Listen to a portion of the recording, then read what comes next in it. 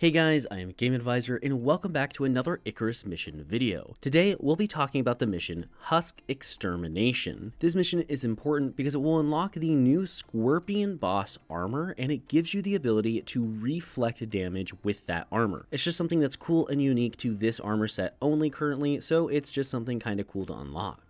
Now, when you drop in, you're going to either want to bring grind gear or survival/mobility gear, depending on whether or not you want to attempt these bosses with a bow. And the reason I say that is because there are two of them, and if you're not comfortable with using a bow, then you're definitely going to want to do yourself the favor of going ahead and crafting up to a gun. But once you do drop in, go ahead and grab the prototype threat tracker in your drop pod. We recommend that at this point, you grind up a minimum of 400 flint arrows, assuming that you're using bows, of course, as well as extra poison and fire arrows. Now, if you don't have a high durability bow, I would also recommend you craft several at least wooden bows or caveworm bows, as these will give you some extra durability when fighting the bosses. You will burn through a lot of arrows, so it is nice to have. If you do decide to grind up to guns, I would say just go ahead and go to hunting rifles. It's a lot easier with them, but again, you do not need to do this unless you're solo, and in that case, I would say just do it to be safe. Now, once you're ready, go ahead and place the prototype tracker down,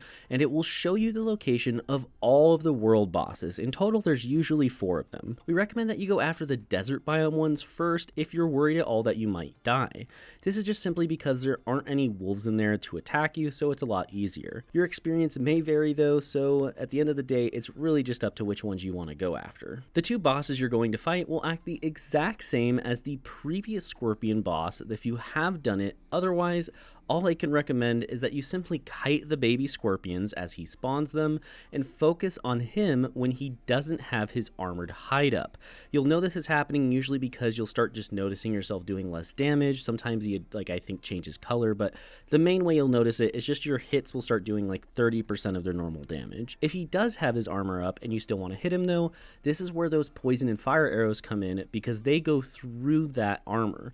So they're a great thing to use at this point in time. Now, once you have downed one of them, be sure to pick up all the items they dropped along the way. You'll see these little kind of scorpion carapace things, kind of like the caveworm boss dropped items on the ground. All you need to do is pick those up. You're going to need 50, so just make sure you get them. If you want, you can just completely ignore all the items off the first boss and pick them up after the second, because odds are you're still going to get at least 50 from them. But if you're worried about it, just go ahead and pick them up from the first boss to be safe. Now, once both bosses are down and you've collected all 50 of your parts, you will need to craft the new Scorpion armor at the Textiles bench or Armorer bench, depending on which language it's translated for you. Then, congratulations, you are now done with the mission and you can head back to your drop pod to complete it.